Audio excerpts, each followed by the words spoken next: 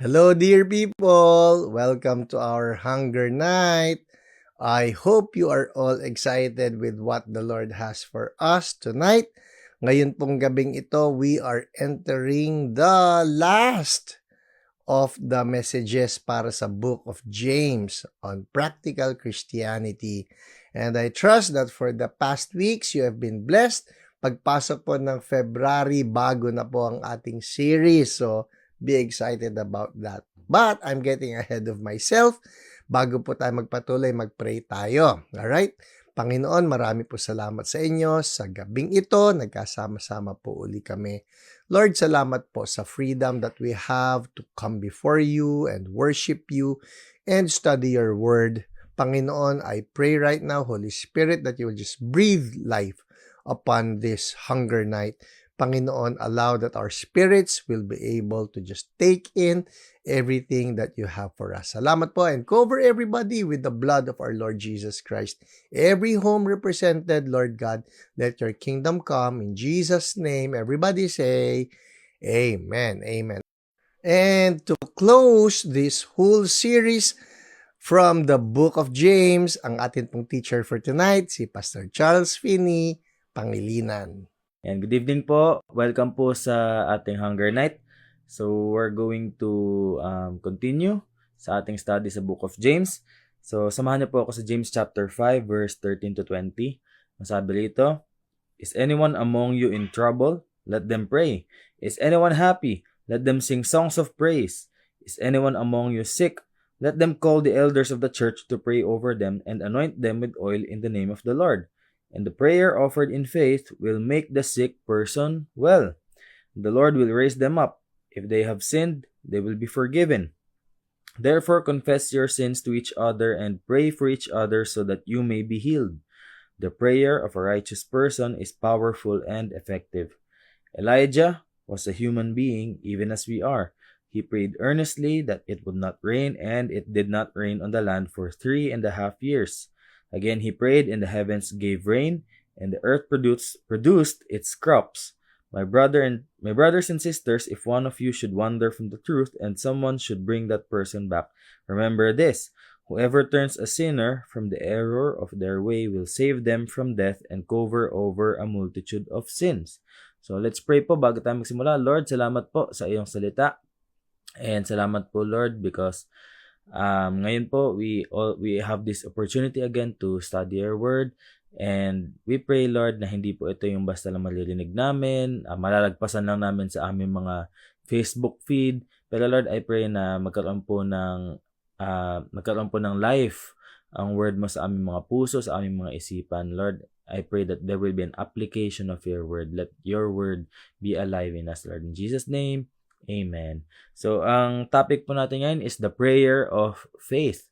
The prayer of faith. So, meron po ditong mga binanggit si James about the prayer of faith. So, may iba-iba siyang mga binanggit dito ng mga problema. So, meron po sa suffering, meron sa sickness, sa nation, etc. So, isa-isahin po natin.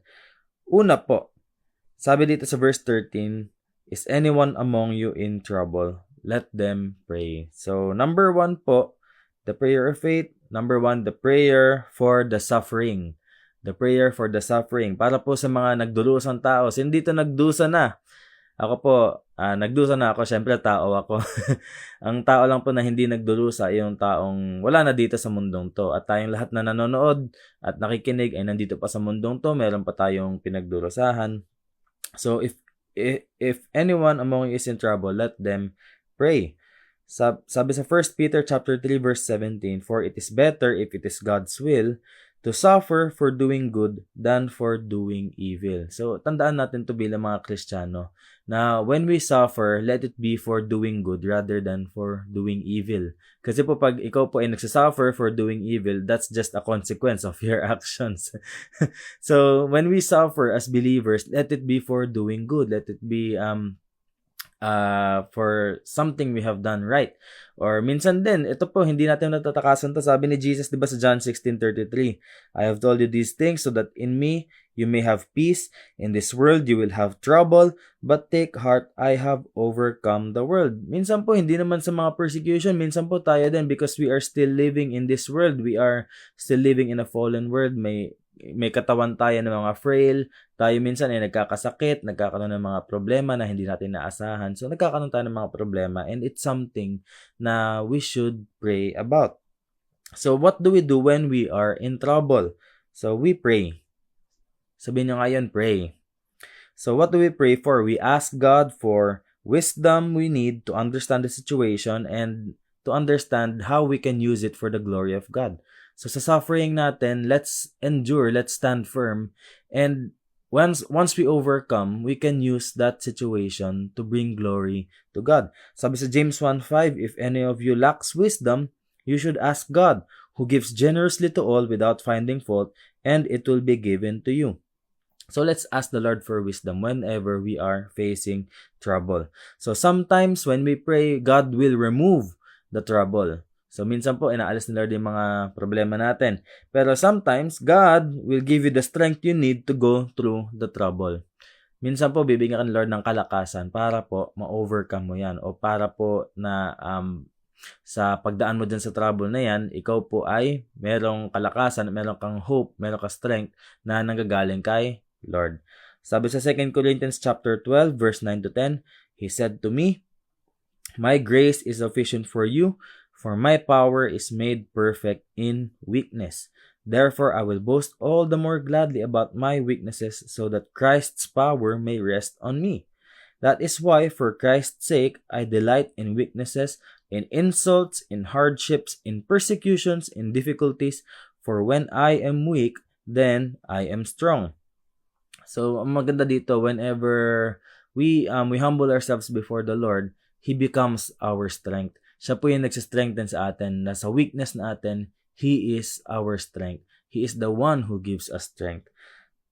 So makikita din natin dito, si Jesus po ang isa sa mga magandang halimbawa po ng sinasabi natin na He will go through trouble but God gave Him the strength. Kasi meron siyang mission na kailangan i-fulfill. And what was that mission? Yung mission na yon ay mamatay sa krus para sa kasalanan nating lahat.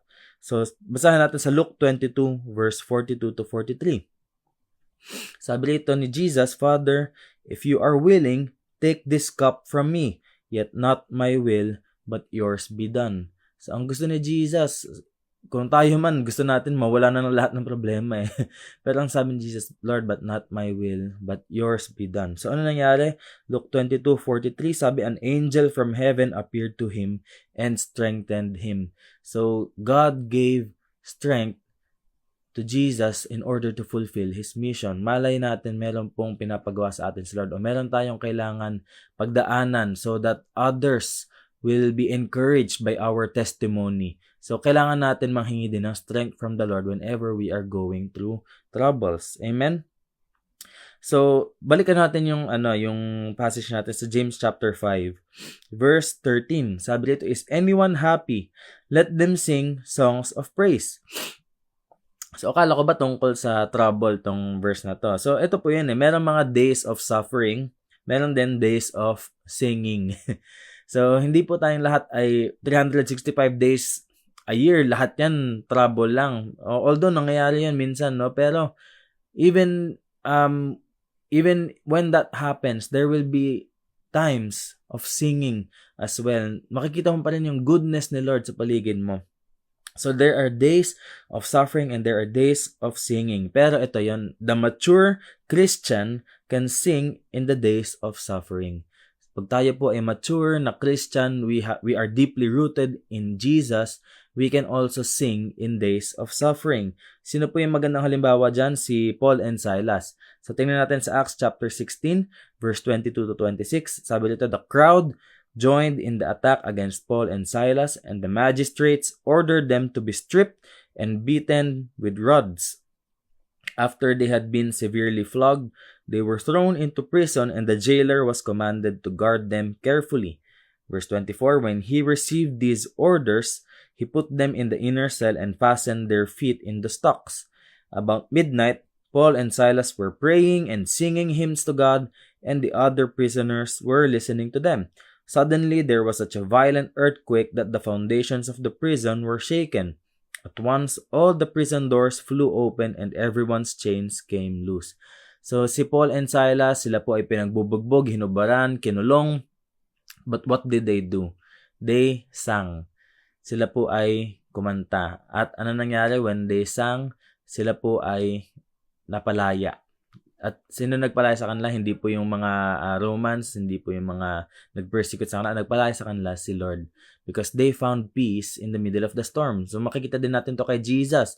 When there was a storm at siya po ay nasa bangka, siya po ay natutulog. So you can also sleep in the storm when you know that God is with you. Parang yung kanta lang na natutunan namin sa Sunday School. With Christ in my vessel, I can smile at the storm. Smile at the storm. Smile at the storm. So, when we have Christ in our vessel, we can smile at the storm. Hindi kailangan sa masasayang araw lang makakangiti tayo. Pwede tayo makangiti even in times of trouble because Jesus is with us. Amen? So, we also pray, no? We also pray when we have trouble na God will give us the strength to go through them. So, that's number 1. Pangalawa, sabi sa verse 14, is anyone among you sick? Let them call the elders of the church to pray over them and anoint them with oil in the name of the Lord. And the prayer offered in faith will make the sick person well, and the Lord will raise them up. If they have sinned, they will be forgiven. Therefore, confess your sins to each other and pray for each other so that you may be healed. The prayer of a righteous person is powerful and effective. Pangalawa po, prayer for the sick. Prayer for the sick. So, alam naman natin to, di ba, sa Mark chapter 16, verse 17 to 18. Sabi, these signs will accompany those who believe. They will place their hands on sick people and they will get well. So, we will place our hands on sick people, they will get well. Ang kailangan sa atin ay sumunod.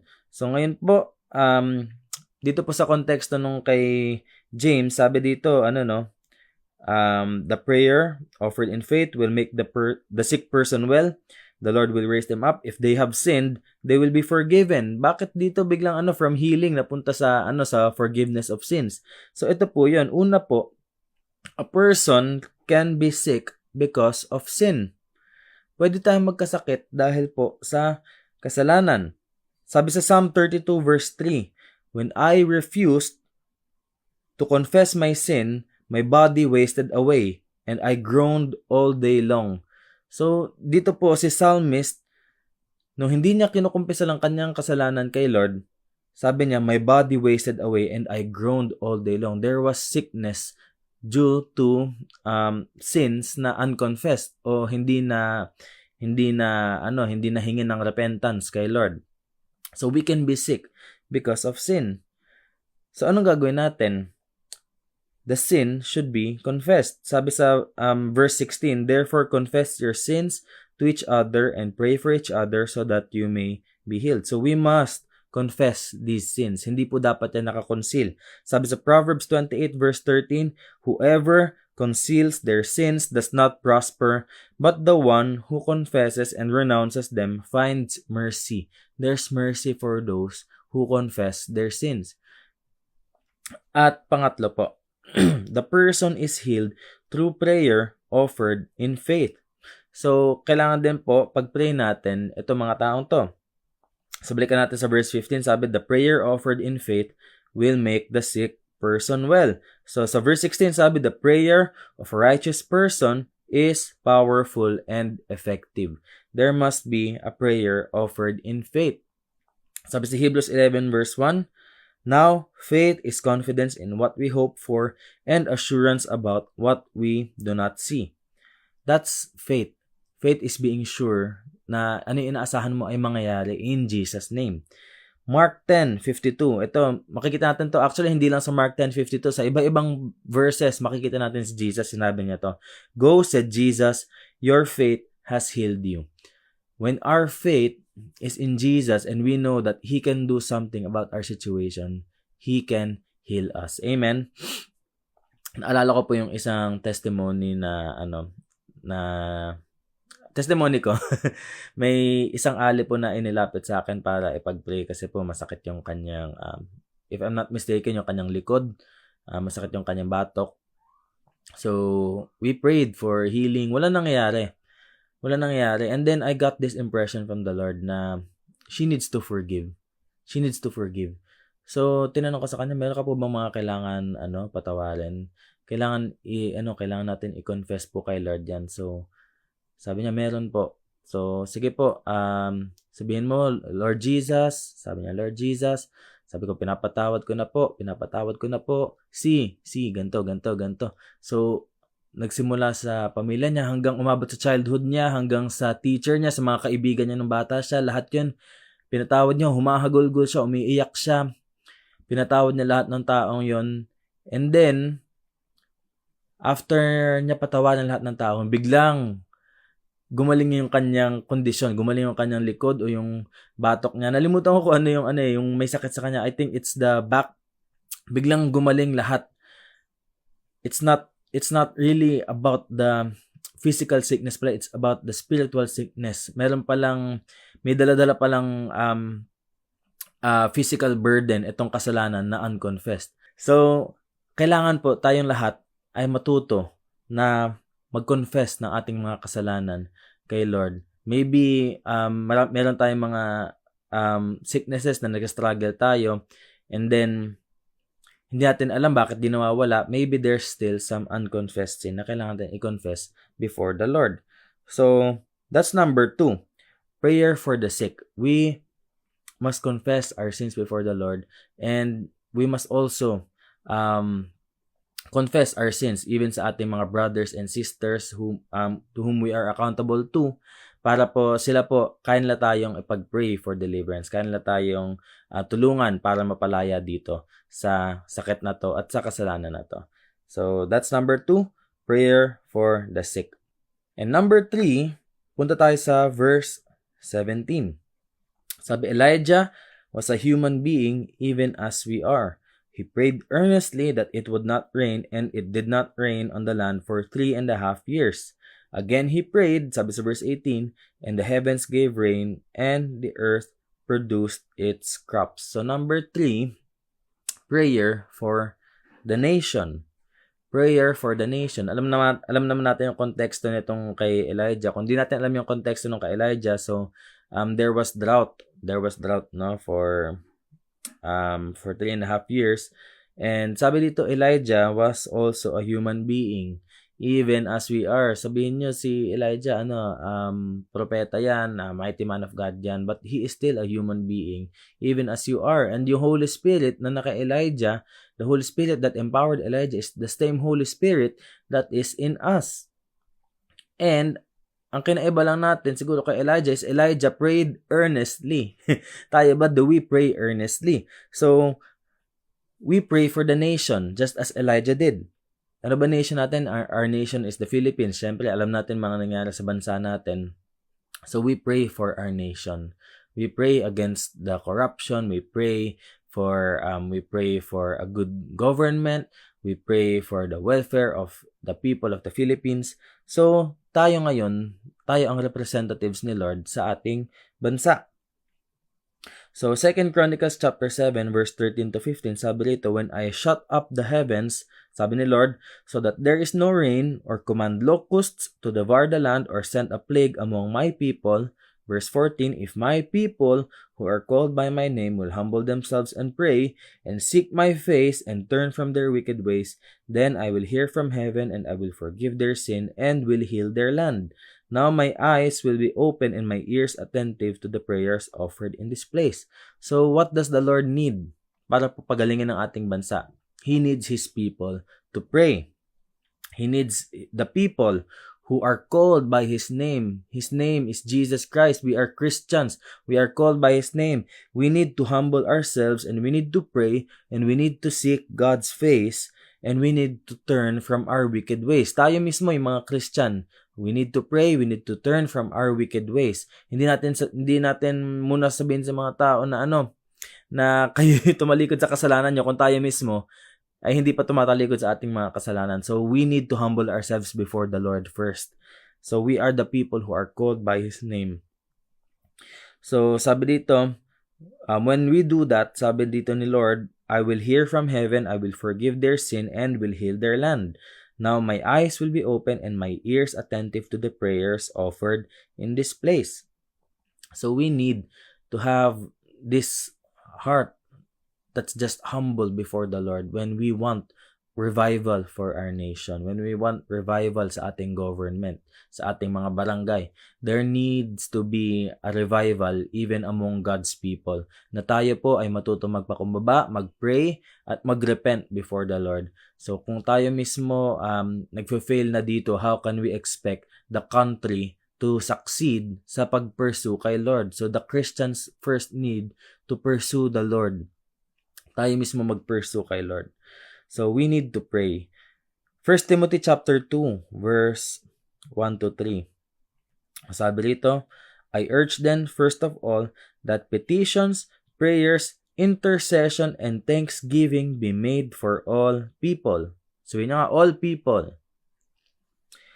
Verse 2, sabi, for kings and all those in authority, that we may live peaceful and quiet lives in all godliness and holiness. So we pray for all people. Tapos sabi sa verse 2, we pray for kings and all those in authority. Hindi po natin sila i-curse. We pray for them.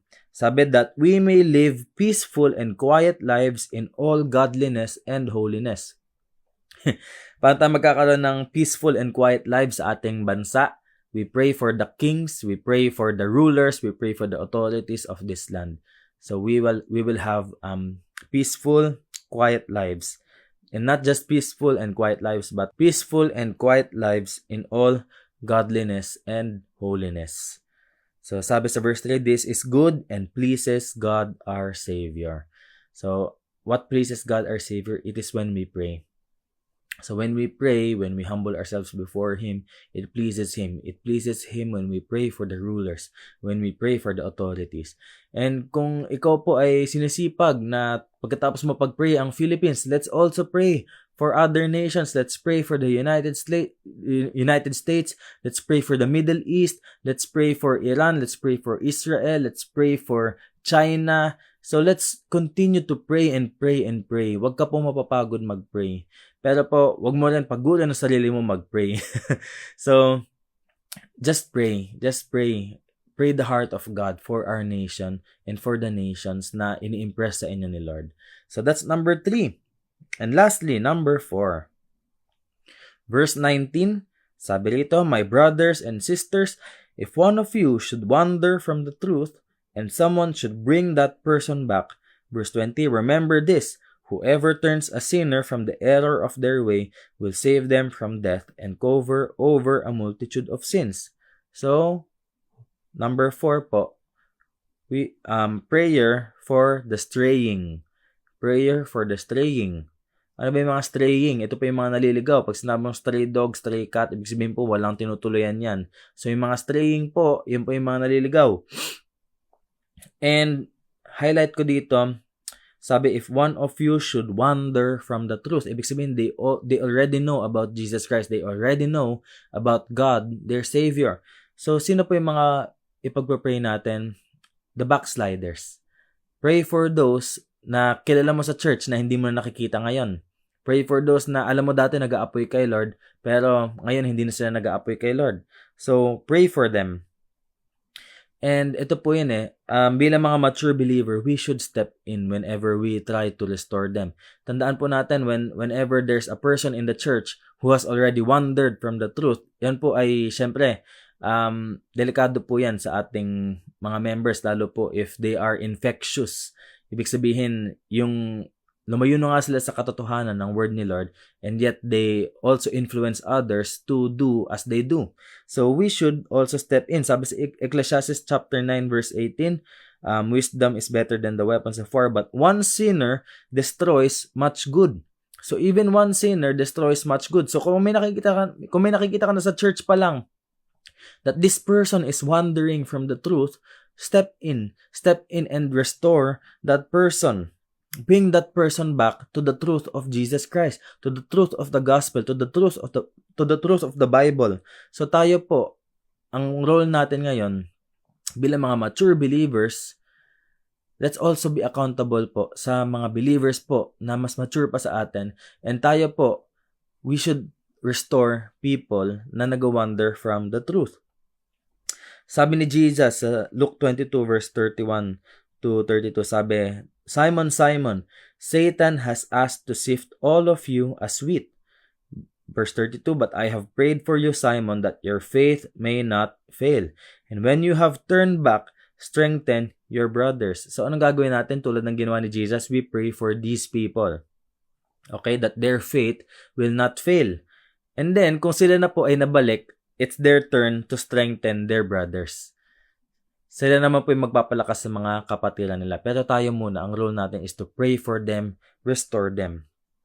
Sabi sa Ephesians 4:15, instead, speaking the truth in love, we will grow to become in every respect the mature body of Him who is the head, that is Christ. So when we speak the truth to these people, we speak it in love. So it's important that we seek to win the lost. Dapat po win-win natin ang mga lost, pero it's also important to win the saved. Minsan po yung mga saved, sila na yung nag-wander sa truth. So ano mangyayari sa kanila? They will also become lost. So it's also important na yung mga nasa church po, alagaan natin sila na wag po sila mag-wander from the truth. Amen? Galatians chapter 6 verse 1 to 2, sabi dito, brothers and sisters, if someone is overtaken in any wrongdoing, you who are spiritual, restore such a person with a gentle spirit, watching out for yourselves so that you also won't be tempted. Carry one another's burdens. In this way, you will fulfill the law of Christ. So tayo po, ito po ang role natin. You who are spiritual, sabi, restore such a person with a gentle spirit, watching out for yourselves so that you also won't be tempted. Carry one another's burdens. In this way, you will fulfill the law of Christ. So we must carry one another's burdens. Pero po, may mga qualifiers dito. So una sabi dito, you who are spiritual. So when you try to restore someone, you must be spiritual. Hindi po yung spiritual na pagdating sa New Age, no? Pero you are filled with the Holy Spirit. So make sure before you try to restore someone, you are filled with the Holy Spirit and you are a mature believer. So, yun po ang unang kailangan nating qualifier. Pangalawa po, sabi dito, restore such a person with a gentle spirit. Pag mag-restore tayo ng mga tao, let's be gentle with them. Huwag tayong maging mayabang, huwag natin sila i-condemn. Baka po sa pag-collect natin sa kanila, imbis na ma-restore natin sila, ay masaktan sila, lalo silang lumayo kay Jesus. Tandaan natin, inilalapit natin sila kay Jesus, hindi sa sarili natin, hindi sa church natin. So tandaan natin na ang inaalagaan natin dito ay kaluluwa po nila. So we restore that person with a gentle spirit. So Jesus loves that person and Satan will do anything to harm that person. So ano gagawin natin? We exercise patience, gentleness, and understanding when trying to restore someone. Let's exercise that patience, na fruit of the Spirit. Tsaka yung gentleness na yan. And lalo na yung self-control when we try to restore someone. Amen. Pangatlo po, no qualifier. Sabi dito, Galatians 6:1, watching out for yourselves so that you also won't be tempted. So watch out for your heart as well. Watch out for yourself as well. So exercise caution when restoring someone who is struggling. Lalo na if you struggled with the same thing they're struggling with. At ito po, if they have a stronger personality and may lead you instead of you leading them back to Jesus. At pangatlo, exercise caution if you are also going through something while trying to restore that person. So if that's the case, if you think that you're not up to it, have someone else restore that person back to Jesus, back to the truth. Hindi po sasalilihin mo yan. Hindi po tayo ang bida dito. Tandaan natin, ang bida si Jesus. Hindi po pwede sa mga believers na tayo po ay bida-bida. Tayo po ay obedient. Amen. Pero po si Jesus ang bida. Tayo po ay obedient servants lang. So we must always lean on Jesus and on His strength when trying to restore someone. And let's also apply this not just sa mga tao na sa loob ng church who are wandering from the truth. We must also exercise this teaching, this learning para po sa mga tao na lost sa paligid natin. Tandaan natin na si Jesus, His heart is for the lost souls. And ang sabi ni Jesus, 'di ba, na He has compassion on the people because they are harassed and helpless. They are like sheep without a shepherd. And si Jesus, ang sabi niya, the harvest is plentiful, but the workers are few. So Jesus is waiting for us. Jesus is waiting for you to obey. Jesus is waiting for you to answer His call to harvest the harvest field. So yun po yung pang-apat natin. Ang pang-apat natin is we pray for the straying. So the prayer of faith, we pray for the suffering, we pray for the sick, and then we pray for the nation, and then we pray for the straying, we pray for the lost. So sige po, tayo pong lahat ay mag-pray. Lord Jesus, salamat po sa pagkakataon na to, and we just thank you, Lord, because kami pong lahat na nandito, Lord, nakikinig, ay mayroong opportunity, Lord, na marinig po ang salita mo. And Lord, even as we put this into application, we pray, Lord, that you will strengthen us, Lord, even in our time of suffering, Lord. We pray that you will give us the strength, Lord, to overcome. And Lord, kung meron man sa amin mga nagsasuffer, Lord, meron po mga nagaharas, Lord God, na demonic spirits, we rebuke those demonic spirits in the name of Jesus. And hindi mo pwedeng hawakan ang mga anak ng Diyos sa pangalan ni Jesus. A curse without a cause will not alight. And Lord, we pray for the rest of us, Lord God. Alam namin, every day, Lord God, there will be chances na kami po ay makaka-encounter ng mga trouble. Lord, we pray for strength. We pray, Lord God, for wisdom, Lord, para sa amin na makita namin, Lord, ano po yung pwede namin matutunan dito sa struggle na to, Lord, and what can we take out from the struggle, Lord God, that will bring glory to you, that will become a testimony so that other believers will be encouraged, Lord God, by our testimony. And Lord, we also pray, Lord God, give us the heart to pray for the sick. Lord God, magkaroon kami ng obedience to pray for those who are sick. And kung kami man, Lord God, we are sick, Lord God, I pray in the name of Jesus, let healing flow right now in Jesus' name. And if this sickness is caused by unconfessed sin, confess that now before the Lord, and He will give you His healing. Kasi po, hindi lahat ng sakit po ay galing sa mga virus, bacteria, or kung ano man yan. Minsan po nanggagaling yan sa mga strongholds sa ating buhay. So let's confess that sin right now before the Lord. If there's any person you need to forgive, forgive that person right now in Jesus' name. So Lord, I pray for all of us that there be healing tonight in Jesus' name. And Lord, I pray for all of us that we will have a heart to pray for our nation, Lord. We will not curse this nation. We will not curse its rulers. Instead, Lord God, we will bless this nation. We will bless its rulers. And we also lift up to you, Lord God, the other nations, Lord God, na in-impress mo sa puso ng bawat isa sa amin, Lord God. Let us have that heart, Lord God, to pray for these nations, that revival will come upon those nations in Jesus' name. And Lord, I also pray that let us have the heart to pray for the lost souls, Lord God, and even for those who are wandering from the truth, even in our own churches, Lord. Kung meron mga nag-backslide, Lord, meron mga kilala namin nag-aapoy dati, ngayon hindi na, o meron mga tumalikod na sa pananampalataya, Lord God, we remember all of them, and Lord God, give us the heart to pray for them, and give us discernment, Lord, even as we try to restore them. Lord, I pray for all of us that you will fill us with your Holy Spirit, that we will not act recklessly, Lord God, but we will act with wisdom sa pag-restore namin sa mga taong to. Salamat, Panginoon. We give you the glory and the honor. In Jesus' name we pray. Amen. Amen.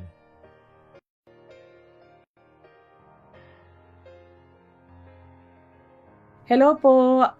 Hunger night na naman, and we're going to pray because the Lord answers our prayers. So tayo po, mag-pray. Let's pray for the world, yung ating mundong kinagagalawan ngayon. Maraming kaguluhan, maraming gera, there are wars and rumors of wars. Sabi nga sa Bible, talagang nagaganap na po ngayon kung ano yung mga sinabi sa ating Biblia. At pag-pray po natin ang mga bansa, pag-pray natin ang mga leaders ng bansa, kasi doon din po nakasalalay kung ano yung mga decisions nila, magkaroon sila ng wisdom, magkaroon sila ng compassion din sa mga taong katulad natin na hindi naman mga leader, pero we can do something because we are praying. Let me read from Haggai 2:6-7 from the NIV version. This is what the Lord Almighty says, "In a little while, I will once more shake the heavens and the earth, the sea and the dry land. I will shake all nations, and what is desired by all nations will come. And I will fill this house with glory, says the Lord Almighty." So He will come. It will be shaken. This world will be shaken. Hindi po ito yung parang baka tayo po ay magpe-pray so that while the world is being shaken, the people will acknowledge Jesus as our Lord and Savior. And all the leaders will acknowledge that they need a Savior also. So let's pray. Lord, nagpe-pray po namin, Panginoon, ang aming mundo, Lord. Kayo po ang lumikha ng mundong ito, Panginoon. At lahat ng nandito, Lord, it's yours, Panginoon. And right now, Lord, ang aming mundo, Lord, is in chaos. Talagang maraming kaguluhan, Panginoon. Maraming nagdurusa ng mga tao, Panginoon. I pray, Lord, for your covering upon this world, Lord, upon the earth, Lord, upon the leaders, Lord, that are instituted, Lord, in every nation, Panginoon. I pray, Lord, na kayo, Panginoon, ang magsalita sa kanila, Lord. I pray, Lord, that you will give them godly people, Lord, to influence them, Lord, to speak wisdom to them, Panginoon. I pray for Donald Trump, Lord. In Jesus' name, Lord, I pray, Lord, that you will cover him with your precious blood, Lord. And I pray, Lord, for your kailangan kanya, Panginoon. Kailangan kanya. I pray for humility in his heart, Lord, and all the leaders of the nations, Panginoon, who acknowledge you, Lord, as their Lord and Savior, Panginoon. I pray, Lord, that they will seek you, Lord, and they will find you, Lord, and you will speak wisdom to them, God. Lord, thank you so much, Lord, because we know, Lord, that the earth is yours, Lord. The earth is yours, and you're going to return to earth, Lord. Na Lord, we have taken care of it, Lord, na pinagpray namin ito, Lord, na pinagpray namin na mapuno ito, Lord, ng inyong glory, Lord, as the waters cover the sea, God. We thank you, God. We thank you, Lord, in Jesus' name. Amen. Amen. So, susunod po tayo. Let's pray for the persecuted Christians and the missionaries all around the world. Pray for salvation sa lahat ng mga nakakasalamuhan nila, kasi hindi natin sila maaabot, yung mga naaabot na nila ngayon. Marami sa ating mga kababayan, mga OFW, mga nananatiling tapat kay Jesus, and right now they're all around the world scattered. At marami po ang nagpapatotoo sa amin noon kapag kami pumupunta ni Pastor Hiram sa ibang lugar, na marami sa kanila nakakakilala sa Panginoong Jesus dahil na rin sa mga tao na ipinapadala doon, yung mga nagtatrabaho doon, mga OFW, mga nanny, mga engineers, mga nurses, lahat sila ay umaabot sa mga taong nakakasalamuhan nila. But sadly, there are also missionaries na napapatay, nakukulong, because of their faith as Christians. Let me read from Matthew 24:7-9. Nation will rise against nation, and kingdom against kingdom. There will be famines and earthquakes in various places. Verse 9, then you will be handed over to be persecuted and put to death, and you will be hated by all nations because of me. And this gospel of the kingdom will be preached in the world as a testimony to all nations, and then the end will come. So ito, sinabi na rin po ito na magkakaroon ng persecution because of the name of Jesus, because of Him. Revelation 6, 9, and 10, when He opened the fifth seal, I saw under the altar the souls of those who had been slain because of the word of God and the testimony that they had maintained.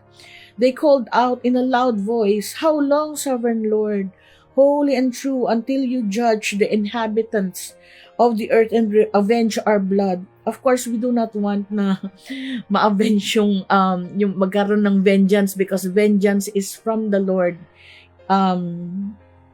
Pinagpe-pray natin ang mga taong nakakasalamuha nila, at pinagpe-pray natin ang mga persecuted Christians all around the world because of the faith they carry, because of them being Christians. So let's pray. Panginoon, salamat po Lord sa inyong mga manggagawa, Lord, sa inyong mga anak scattered all around the world, Lord. Thank you, God, for their testimonies. Thank you, Lord, that you keep them safe, Lord. I pray, Lord, that they will not lose heart, Lord.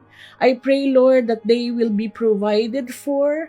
I pray, Lord, that you will give them strength and joy, Lord, in the midst of trials, Lord, and persecutions, Lord. I pray, Lord, that you will bring them sons and daughters of peace, Lord. Lord, I pray, Lord, for salvation, Lord, for those, Lord, people, Lord, that they come in contact with, they have connection with, Lord, sa mga katrabaho nila, Panginoon, sa mga amo nila. Lord, I pray, Lord, that the gospel of your kingdom will be preached all around the world, Lord, because of your children, Panginoon. Lord, just cover this precious people of yours, Lord. I pray for holy and warring angels, God. Protect them, Lord. Protect them, Lord. Sa lahat, Lord, ng mga schemes ng enemy against them, Panginoon. Thank you so much, Lord. We love you. We love you, God. Let's pray again for, ito na last na po ito. Pray for focus sa ating mga Kristiyano to do what should be done in the last days. Kasi nasa last days na po tayo. Iba yung ngayon, iba yung nangyayari. We are so unfocused ba na because of the digital age. But makuha lang natin yung cellphone natin kung ano-ano lumalabas dyan, mga notifications, mga applications, mga games, rolled into one. Andito na entertainment. Dati, yung TV lang talagang sobrang distracted na tayo, yung mga movies. Pero ngayon, it's all rolled into one. Pati mga chismis nandito na rin sa mga social media. So let's pray for focus for all the Christians. CSB people, I'm also talking to us. Tayo po, hindi lang kayo, kundi kasama po ako doon, kasama ang aking pamilya doon. We pray for the Christians to do what should be done in the last days, because we are all now in the last days. Let me read from John 3:16 to 18. For God so loved the world that He gave His one and only Son, that whoever believes in Him shall not perish but have eternal life. For God did not send His Son into the world to condemn the world, but to save the world through Him. Whoever believes in Him is not condemned, but whoever does not believe stands condemned already, because they have not believed in the name of the Son of God's one and only Son. Ephesians 5:15 to 17, be careful then how you live, not as unwise, but as wise, making the most of every opportunity, because the days are evil. Therefore, do not be foolish, but understand what the Lord's will is. So let us not be foolish. madaming pagkakataon, guilty tayo doon because we are spending our time unwisely. Imbis na gumawa ng dapat na gawin, yung pinapagawa ni Lord, we focus on what the Lord's will is, what He wants us to do. We are unfocused. So let's pray for all the Christians kasi nga, malapit nang dumating si Lord. Kanina nagbabasa ako sa Matthew 24 na the Lord will come in a time that we least expect it. So let us be expectant. Let us be expectant na darating na si Lord, and sa pagdumating si Lord, ginagawa natin yung dapat nating ginagawa. So let's pray. Panginoon, salamat, Lord, sa patuloy na pagpapaalala sa amin, Lord, that we should spend our time wisely, Lord. In Jesus' name, Lord, I pray, Lord, for every one of us, Lord. Conviction, Panginoon. Conviction from the Holy Spirit, Lord. I pray also, Lord, for fire, Lord. Just consume, Lord, every part of us that does not belong, does not conform to your will, Panginoon. Lord, I pray, Lord, for our mind to be sanctified for you, our hearts, Lord, be devoted to you. Our tongues, Panginoon, speak the words, Lord, that you want us to speak. Speak the gospel, Lord. Preach the gospel to everyone, Lord, na nakakasalamuhan namin, Lord. Kasi alam namin, Panginoon, na kailangan din nila kayo bilang Panginoon at tagapagligtas, Lord. Lord, our bodies, Lord. I pray, Lord, that you will use our bodies for your glory, Panginoon. If there's anyone, Lord, na gumagamit ng katawan nang hindi nararapat para sa iyo, Lord.